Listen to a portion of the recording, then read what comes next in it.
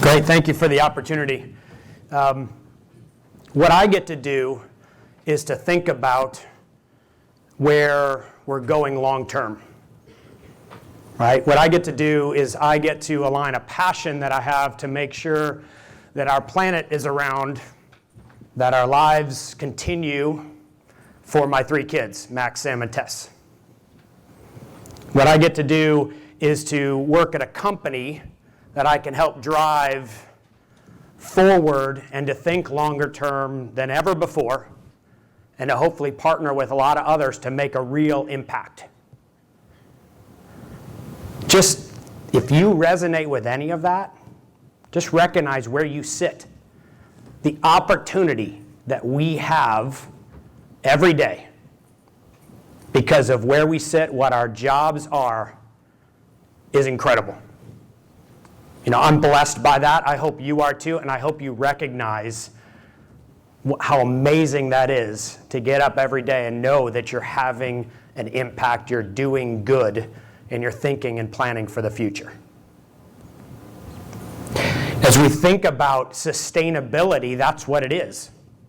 Right? It's sustainability of our family, sustainability of our company, sustainability of the planet. And that is in context of a changing world. Right? And I think we can all agree the world is changing. You just think about all the factors, all the noise that's going on. And what do you do amongst that changing world? What actions can we take? How do we work together in terms of that situation? Well, I want us to dig into that a little bit and focus on what are some of those demands. So some of those demands are on people and our planet. And I'm sure, like many of you, you look at these trends, you see them in the stories and articles, and you may go on some extensive Google searches at times and look at all the trends and projections that are out there. But they're not trends that make me feel very good when I look at them. So when I think of that 90% of the world's population of children breathe toxic air every day, I don't feel very good about that. To the point where I kind of challenged it, and then I thought of, a lot of people live in cities, and the math works out. So 90%. Or the billions of people and entities that are dealing with water shortages. That's the lifeblood, right? What happens if you don't have water? We die. What happens if we don't have water in terms of our operations? They're shut down. Those are real, significant demands due to a changing planet. Due to the fact that we consume at a rate that is unsustainable. Right? The McKinsey analysis says that we consume enough materials for 1.7 Earths. But we only have 1 Earth. So if we're over 1, that means it's not sustainable to continue. And it's projected that we will consume at a rate of 3 Earths by the end of the decade. Again, we still only have 1. So this is having a real impact. And then let's look at the demands of a changing world in terms of litigation and regulation. So that one chart that's on there just measures, it just counts the number of regulations. All those points are going up. It has nothing to do with the extent of regulations. But the count of them is quite significant. And as governments grapple with how do you deal with the changing world and try to internalize these environmental externalities. Sorry, I'm an econ major. But we're trying to internalize all that. That means we get places for government regulation. We get litigation when regulation doesn't work. And that is quite a demand for all of us to deal with. And then third of all, supply chain disruptions. Anyone felt that over the last 2 years? Everyone's still feeling that? That's why when I get back to Cummins, I'm going to go find my favorite supply chain professional and give him a hug. The challenges we dealt with and continue to deal with are projected to get worse over time. Why is that? Well, it's everything I just said. It's the material side. It's the floods and extreme weather events and other things that we're dealing with. When one thing happens in the world, we feel it all over the world, and it truly impacts our supply chain operations.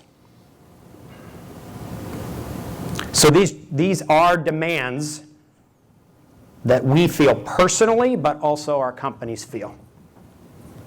So here's the question. What do we do? Right? What do we do? I don't know about you, but I've had various roles where I've been in the midst of significant pressure, and I'll just call it firefighting. Right? Anyone been in one of those roles? Right? All you do, I had a day planned. The day is no longer planned. I'm going into a war room. I don't know, do we still call them war rooms, right? I'm going to this war room, that's it, clear everything. Phone calls, text messages, emails, whatever it is to deal with that urgent matter. Reaction, reaction, reaction. How good does that feel? It doesn't feel good.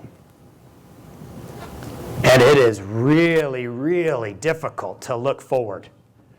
It's very difficult to see what's coming next and prepare for it. So guess what? The next thing that happens is another fire. And then another fire after that. So we can't do that. That's our job. We can't live in that firefighting world and do what is needed for the planet and what is needed for our companies. So we think the answer is sustainability. We think it's sustainability, and it requires that you have leadership to get there. So I'll share an example from Cummins. This is my favorite slide of 2022. I know it's early, so check with me later in the year. I'll tell you if there's a better slide. But this was put together by a member of my team, and what I loved was it's truly 50 years apart. So on the left, you have Jerwin Miller, a significant corporate leader, and one for also just Cummins. In the 70s, he was saying things that were not the norm as the leader of our company. He was saying things now that we take for granted, that we are only as strong as the stakeholders. We're only as strong as the communities where we reside. We can't be insular focused.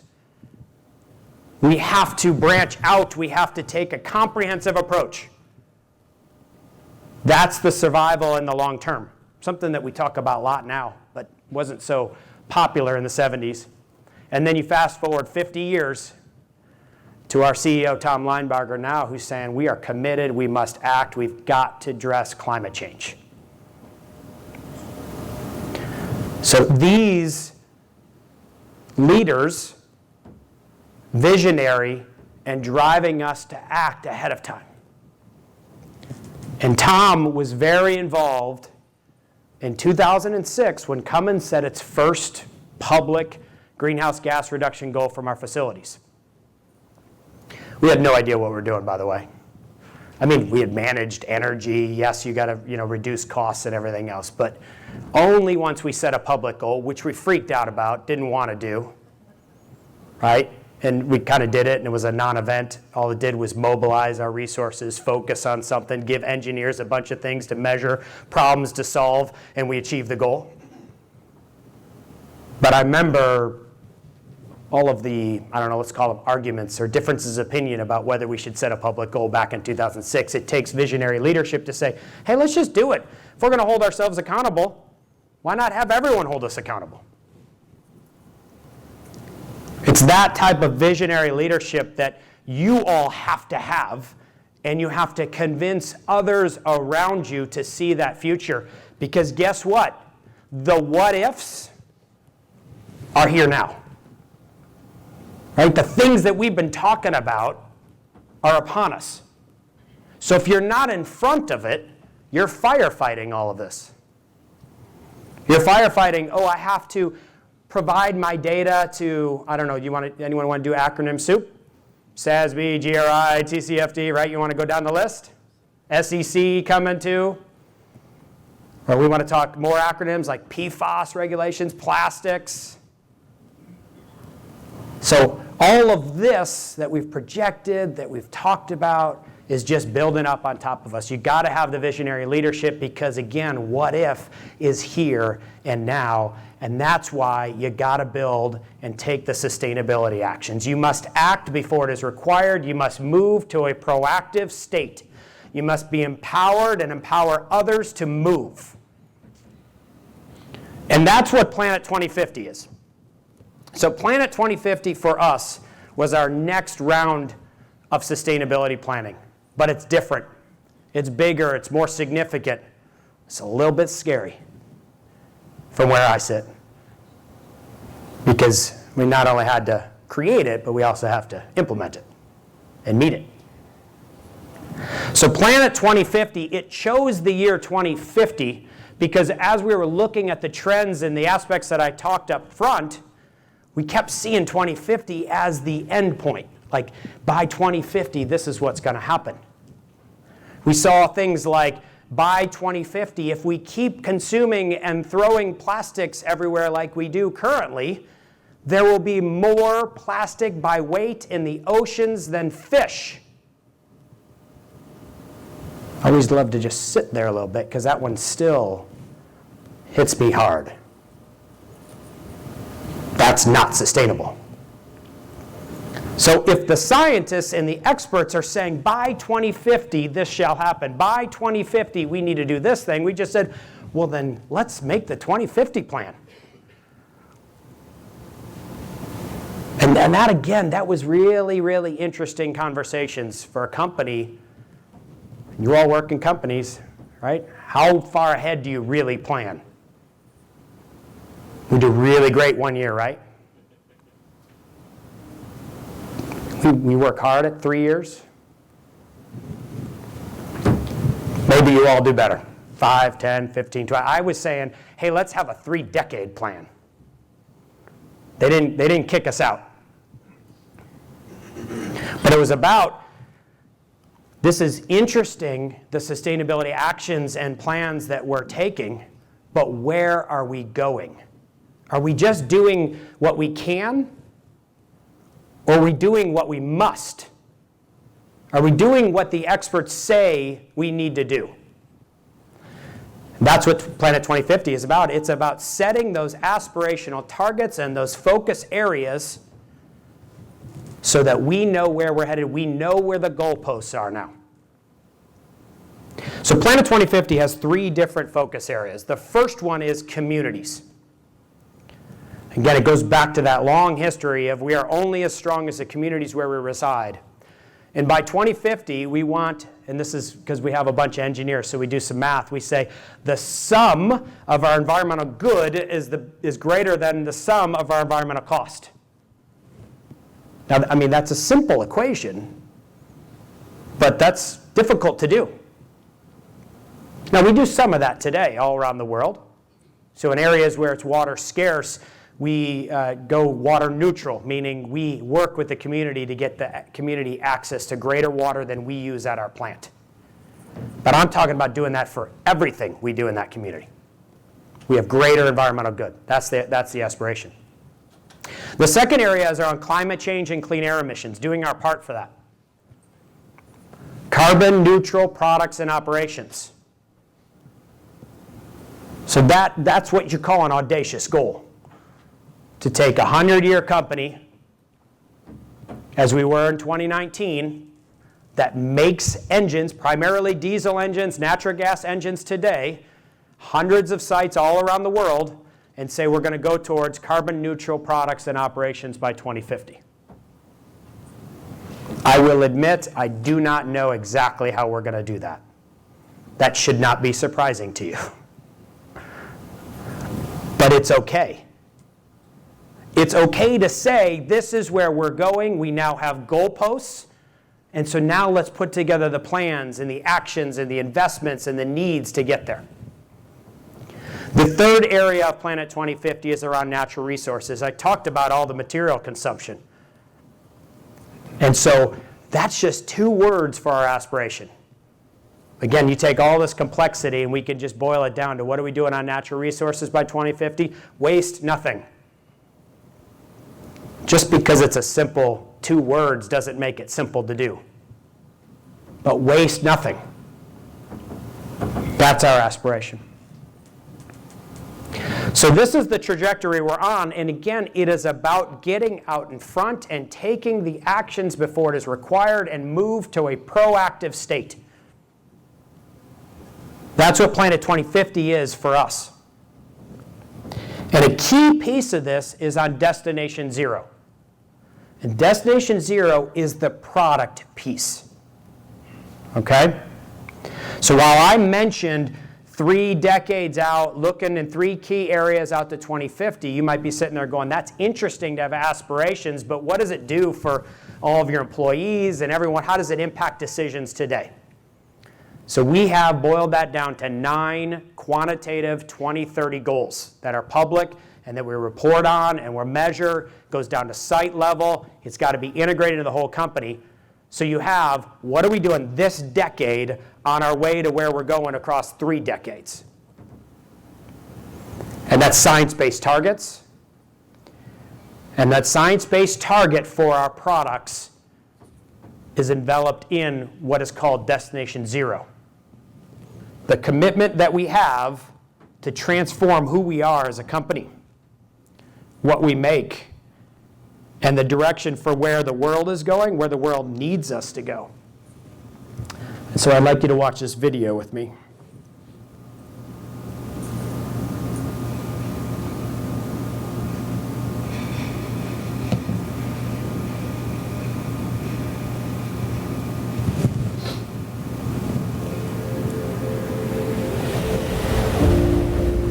This planet, it has taken care of us.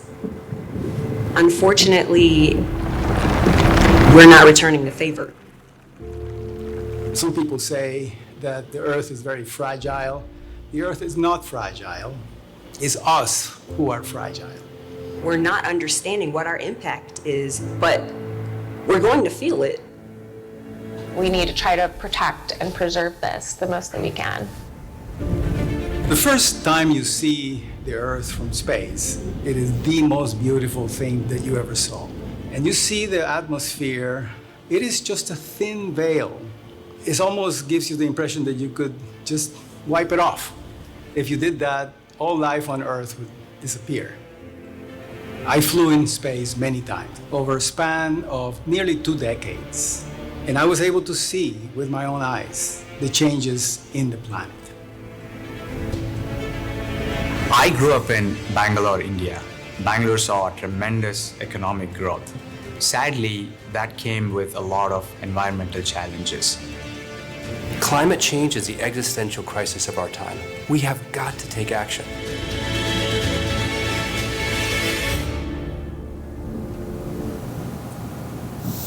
Okay. Destination Zero is our strategy to evolve our company, our products, and our customers' products to a decarbonized world. I find a lot of similarity between a boulder problem and decarbonization. When I'm climbing, I find that all you can concentrate on is that one problem. You cannot shift your focus. Our path to zero really has 4 key advantages. It starts today. It drives towards zero and reaches zero by 2050, aligned with our Planet 2050 aspirational goal. It considers the wells to wheels and how we drive that entire chain of emissions to zero. And it considers the economic impact to customers and how do you advance this technology and make sure it can be broadly adopted because it's affordable at the same time. There may be a little bit of confusion with the customer thinking that it's a step function. You have to immediately go from diesel today and then tomorrow hydrogen fuel cells. And that's not the case. That means we're not going to invest in just one solution. We can put in technologies that we already know how to do into our internal combustion engines that will bring down their carbon impact next year and the year after that. On the other hand, you need to get to the perfect solution too. Destination Zero does both. It's not about if it's going to happen, it is going to happen, and I absolutely am confident. The when part is where I want to make it happen sooner. I want to leave a world where clean energy is affordable for everybody and it's a basic right. With our global reach, I feel that we can do anything. Why can't we help save the planet? We have the drive, and the fact that we have this perspective to shift towards sustainability is what's going to be the big difference. In many ways, we are all astronauts. And this planet is our spacecraft, the only one we have. And so when I think of the future, I think of how can we keep going, not when can we stop. And that gives me hope.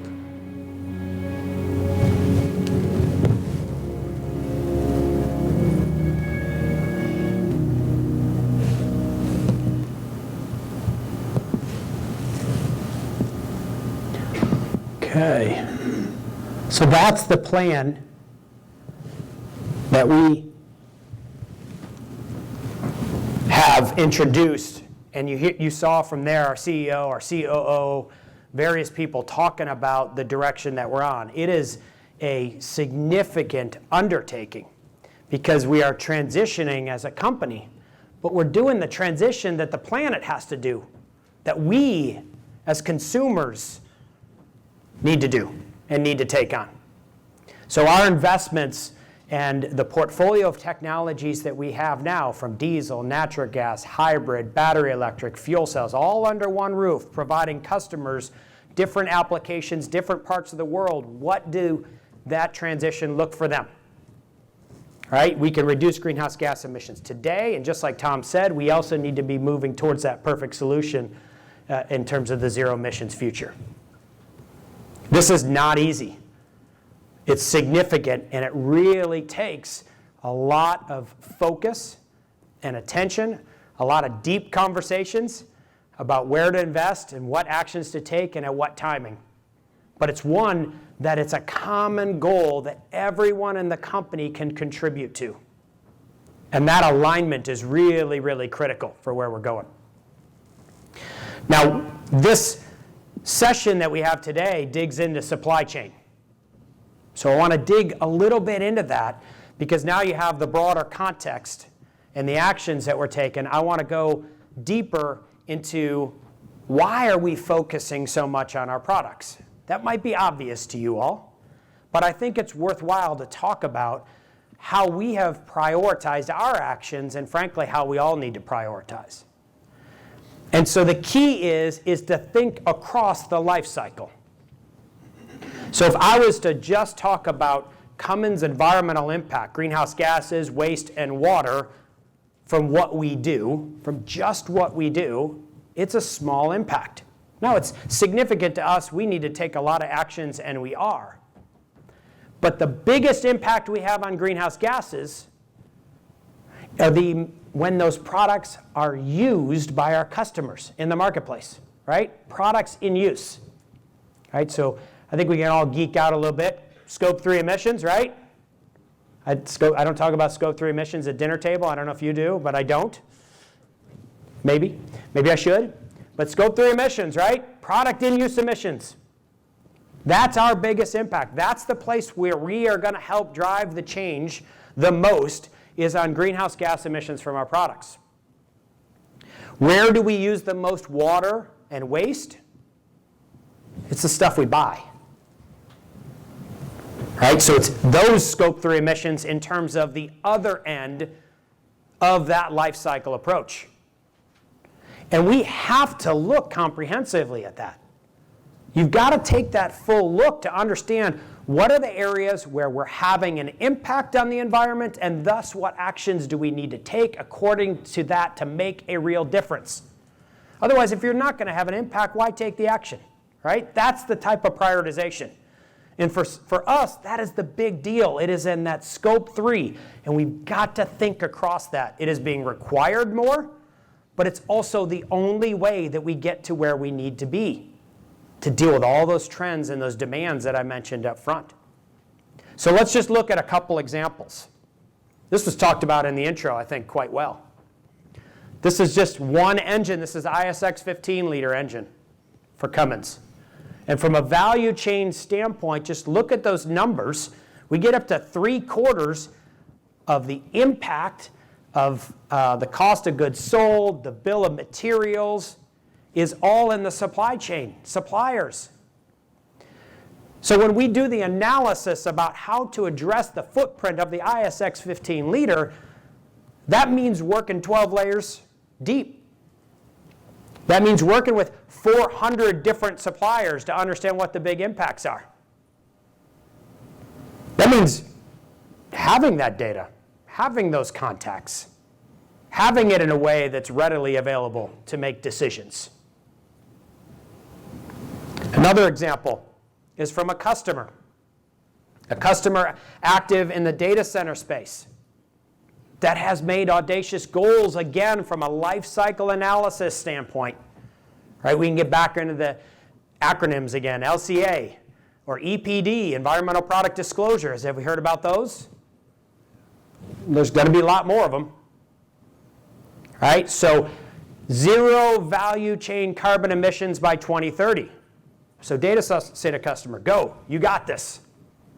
No, it takes all of this work and data and information, ISO standards, 12, 14 layers deep of different areas of the supply chain and tons of hundreds of suppliers. Cummins is a supplier to them, so we're in that chain. So even if they look to just us to help them get there, we have to look to others to get there. And these years aren't way out, are they? No, they're really soon, and they're upon us. And then let's look at carbon footprint, which is different than LCA, or embodied energy, carbon. Anyone understand that diagram? Right, there's helpful tools and others that represent the carbon intensity across these steps, but then there's different terminology. Cradle to gate, right? Cradle to grave, well to wheel, tank to wheel, more being required in terms of labels and understanding in terms of requirements. Impossible to do on your own. This isn't one of those things where, my kid comes home and doesn't do well on his pre-calc test. Sorry, that was yesterday we had it. And I can tell him, try harder, study harder. Right? This isn't a try harder and you'll get there. It is something where it takes more people and more partnerships for where we need to go. So this value chain, the supply chain, and the stuff that you're doing here today and the work that AEM is doing is absolutely critical. But I like to come back to what needs to happen. And I realize maybe I make things very simple. But these are the things that we're doing, and I think at a high level they just make sense. The first one is make a plan. You're like, duh, Brian. But no, really, make a plan. Get the right people in the room, virtually or in person, whichever way you want to do it. But make a plan. And what you have today from AEM and the agenda and the speakers and everything is you have some of the tools. Right? The maturity model, the supply chain toolkit. These are the things that take best practices and common knowledge, people that have gone before you, and provide you with a path forward given wherever you are in your journey. So use it. Right? Sustainability is the beg, borrow, and steal model. Second of all is involve leadership. I already talked about our leaders, right? Tom Linebarger, our chairman, is directly involved with us on sustainability. Our board of directors is as well. I realize that not every company leader or group leader or whatever might be bought in. Okay? It's your job to get them bought in. That's it. It's your job. So what are you going to do? Because you have to get them bought in. Just like the other things we talked about, you can't do it on your own. So sometimes that's about just taking an incremental step. Right? For us, it was back in 2006, hey, let's do a public greenhouse gas energy goal. Oh, look, all the money we save from the energy reductions by replacing our lights and looking at HVAC, all that stuff. Wow, okay, let's do some more. And building and building and building and building, and then more buy-in and approach and explaining the risks, explaining how do you get out in front of it. But it's our job to do that. And then third, again, kind of do something, right? Your customers are taking a lot of different action. Listen to them. Understand where they're going and why they're going there and how you can help them. We learn a lot from that. They're all diverse. They've got different perspectives and goals, but we often come down to some key commonalities where we can work together, or something else that we haven't been doing that we need to be doing. Measurable goals are huge, right? If you measure it, makes a big, big difference. Supply chain transparency. I know that one's scary, but guess what? It's coming, and it's absolutely necessary. And then the collaboration. And so that's why today and these forums are so important, is because of the collaboration needed for where we're going. So as I wrap up, there's just two things that I think can get in the way of all of this. At least two big things. Maybe if I think about it longer, I'd come up with a lot more. But I'll just say two big things. One is that you go on this journey, either as yourself or as your company. Let's just call it kicking and screaming. Sorry, I still have 3 kids, so that's how I think about things. If you resist, if you complain, you can complain. Sure, we all do. But if you don't recognize that this actually can be an opportunity. See, measuring Scope 3 emissions and actually getting deep in our supply chain and figuring out common ways, and all of us being committed to do that, it's not a bad thing. It's a good thing. If you can leave with that type of mindset about how do we make that future happen, because I see the benefit for Cummins, and hopefully you see the benefit where you see. Because with greater information and greater understanding, I know that I can deal with my risks better. I know I can get out in front of compliance. I know I can do much better choices around the costs. And I know that I can then identify much better areas to partner with customers and help them meet their goals. That's the positivity. That's the way we switch this and say, we want to do this. Let's go forward. Let's be committed. Let's get out of a reactive state and get to a proactive state.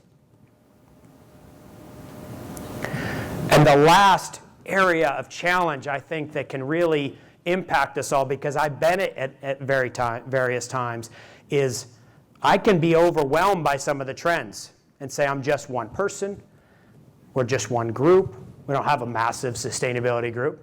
Right, Karen? Karen Cease on the back. We're just one company. We're just one industry. You can have all these justs that you want. You can line up all those justs. But I come back to where we sit, the blessing that we have to sit where we do and the actions that we can take. And that is incredibly motivating to me, because it is about when I take action and I can get others around me to take action. For Cummins, that means I can motivate and empower 60,000 employees. I can impact 190 countries where we operate. I can work with tens of thousands of suppliers and customers. And then I know I can actually move the needle on sustainability and help the planet. And man, I want to jump out of bed every morning then as a result. But that's too myopic. Because look at us now.